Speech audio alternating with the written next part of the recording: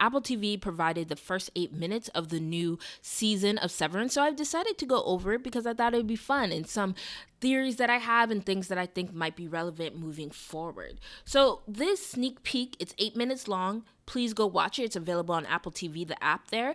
But it starts with Innie Mark opening it up. And what we know, and we'll figure this out later, basically, Innie Mark, the last memory he has had was telling the entire Rickon book launching party that she's alive. And that she's alive is Gemma / Miss Casey, his technically deceased wife, but for some reason she's at Lumen and she's a permanent innie. So he's running almost 2 minutes long of running. He finally comes across the wellness room and we see that the doors are no longer there. They've been shut off. So that was also weird and interesting because I was like, y'all could have completely painted this shit over. But regardless, they leave the memory of the wellness center there.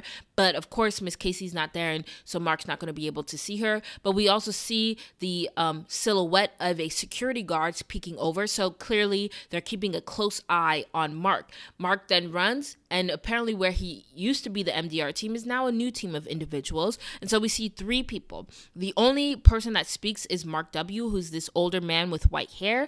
And yeah, he just is kind of talking about this is our new team, blah, blah, blah. But then we also see my queen, my royalty, Alia Shawkat. I love Alia Shawkat. If you have not watched Search Party, which is available on HBO, please watch that. Please watch Search Party. Such a phenomenal show, in my opinion. And of course, most people know her from Arrested Development, but she's been in so many great movies and TV shows. She was also in Blink Twice, which is a really good movie as well, created by Zoe Kravitz. So anyway, she's been here, she's been around, and I'm so excited to see her on the show. This also is a hint to me that we're going to see this team of 3 individuals again. Also, I forgot to mention that the third guy there is a Spanish speaker. He speaks Spanish and then turns to Alia Shawkat's character, and I don't know if she understands what he says or not, but he clearly feels comfortable speaking with her in Spanish. I realized I probably should have paid a little bit more attention, try to catch what he was saying in Spanish. Girl, whatever, next time. But yeah, so that's what we see. And then Mr. Milchek comes in with, of course, his balloons for Mark, which kind of is reminiscent of the crystal head of Mark's face that we had in season 1. And when it was like in, I think, episode 1 or 2, season 1, when Helly was asking, why does Mark have a crystal? Because it wasn't described as one of the benefits that they could get for completing the refining files. Then was just like, he was just given that. So it seems like Dylan is given another one of these gifts by virtue of having his face printed on these blue balloons. But before we get into Mr. Milchek's new office, we see that he has a new assistant, Miss Huang. Okay, so Miss Huang is a literal child, a very evident child, and she's just sitting there. But something I have a theory about is that if you don't remember, in season 1, there was a lot of references to the innies as children. And of course, Lumen treats them like children. But it's very affirmed, especially in the Lexington letter, that the innies are children. Regebi, who is the scientist who killed Grainer and also integrated Petey, was like, oh, your innie's just a baby, when referring to the fact that Mark's innie was only 2 years old. And then you also give this in consideration with Gemma or Miss Casey. Miss Casey's permanent innie, she said she was only alive for 107 hours. So despite having all these memories, despite having all these sort of vague ideas of what life is about, because they don't have the actual experience and the memories that make people wise, they're treated like children. So I wonder if one of the things that Lumen is reforming on is actually having these innies be represented as children, right? And maybe like work is where we take care of you. But maybe Miss Huang on the outside is an actual adult. But when she comes down the elevator, she becomes her child self, because that is how innies are described.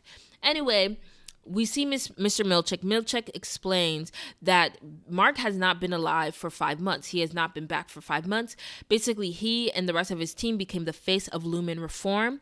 Milchek then, he explains that Miss Cobell was fired. And then he explains, clearly this is a bogus explanation that Lumen is saying, but he explains that all the abuses that were happening for the innies was the fault of Miss Cobell. And then on top of that, that she was seeking a throuple relationship with her, Mark Innie, and Mark Audi, and that's why she had to be removed from the premises. So clearly that's a bogus idea. But again, a part of the humor that is very vital to the liveliness of gosh, why did my name forget this wonderful show, Severance? Then he also goes on to explain that the other three members just didn't want to come. And it made me realize we know actually nothing about the other three members of their team in the Audi. So, of course, Helena Egan makes a lot of sense why she wouldn't come back. She's an Egan. This whole entire experience probably embarrassed her. I actually am a little scared that I think about it like how the public would treat her. And then also how her father would treat her as a result, because her father is James Egan, the current CEO of the company. So this is a huge embarrassment to their company. We don't know that much about Irv, but what we do know is it seems like he has this covert operation to out Lumen, because when we saw him in his home, not only was he painting the permanent in the elevator, which we need more context as to why Irv, as an Audi, even had any memory of this permanent in the elevator, but we also see that he has like all these files of articles of Lumen employees, severed Lumen employees suing Lumen. And then we also see that he has a list of the severed individuals and has been trying to track down their addresses. So, but Milchick says that Irv was able to contact people on the outside. So it seems like maybe Bert did actually answer the door as he was banging on it. Bert. So who knows? And then, of course, the whole entire story that Mark Inney had, he was able to regale to Devin, his sister. So that's great. And I think by virtue of his enthusiasm, because Milchick offers that actually Mark, the outside Mark Scout, was very insistent on coming back. So I assume that he now also knows, probably because of Devin, that the Inney said that she's alive, referring to Gemma, from what he understands, his deceased wife. So it'll be interesting to see if we get more explanation on that. But yeah, now Milchick is on the head. But I think that we're going to see Miss Cobell, because we've seen, of course, Patricia Arquette in future videos. Again, Alia Shawkat is a pretty high-profile actress, so I think those three team members, we're going to see them again. So it'll be interesting to see that dynamic. And yeah, we also know that the other core members of the team are going to appear. So I wonder how and why and under what circumstances. Or maybe, of course, what could possibly happen is that Milchick lied. Maybe they did come back. I don't know why. I could see Dylan's Audi, maybe because we don't know about him, but Dylan's Audi come back. I also see all of these characters. I realize that at least for the three characters who are not Helena Egan, why they would sever, right? Because Petey was talking about how he thought the Audis were evil because they decided to sever. But I think there's something to be said about, one, if you're a parent, the idea of bringing work home is very stressful, because you need to be very present and active in your child's life in order for them to develop properly. And I think a lot of parents are impeded from the financial needs that they have to invest in their job to financially provide for their children. But then on the other end, their child might be emotionally neglected. So yeah, that's that. Irv, what if he has PTSD from his Navy time? We don't know. And maybe that's also a part of him being a permanent innie. Like they had to reconfigure his brain and maybe that's like a part of the biotechnology that Lumen is offering. We're taking these people that society once deemed unable to work. Even Mark, right? This idea that grief overtakes you to such an extent that you feel like you can no longer work where you want to work. He was a history professor. That's a very hard job to get.